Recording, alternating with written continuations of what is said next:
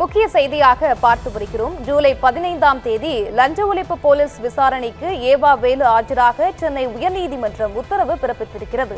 இது குறித்தான முழு விவரங்களுடன் இணைந்திருக்கிறார் எமது செய்தியாளர் சுப்பிரமணியன். முழு விவரங்களை பதிவு செய்யலாம். வணக்கம் பவித்ரா.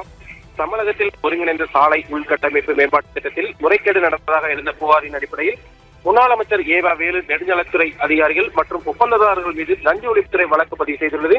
இந்த வழக்கை ரத்து செய்ய கோரி ஏவா வேலு சென்னை உயர்நீதிமன்றத்தில் மனு தாக்கல் செய்திருந்தார்.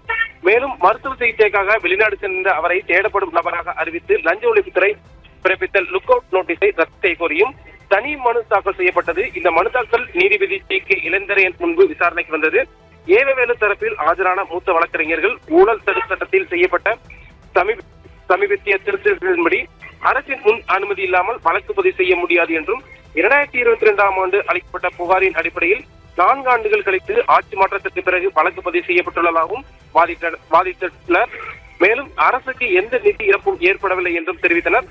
லஞ்ச ஒழிப்புத்துறை தரப்பில் ஆஜரான மூத்த வழக்கறிஞர் சாலை பணிகள் மேலும் முழுமையாக நிறைவடையாமலே தகுதி சான்றிதழ்கள் இன்றி பணம் விடுவிக்கப்பட்டதாகவும் ஒரு ஒப்பந்ததாரருக்கு 85 பணிகளுக்கு 195 கோடி வழங்கப்பட்டதாகவும் வாதிட்டார்.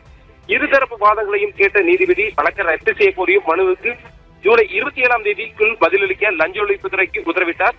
அதுவரை ஏவவேலுவுக்கு எதிராக எந்த கடுமையான நடவடிக்கையும் எடுக்கக்கூடாது என்றும் இடைக்கால உத்தரவு பிறப்பித்துள்ளார்.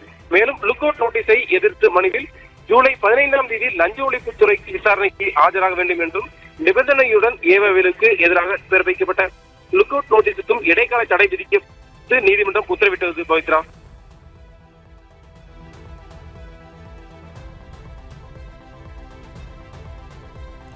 தகவல்களுக்கு நன்றி சுப்பிரமணியன்.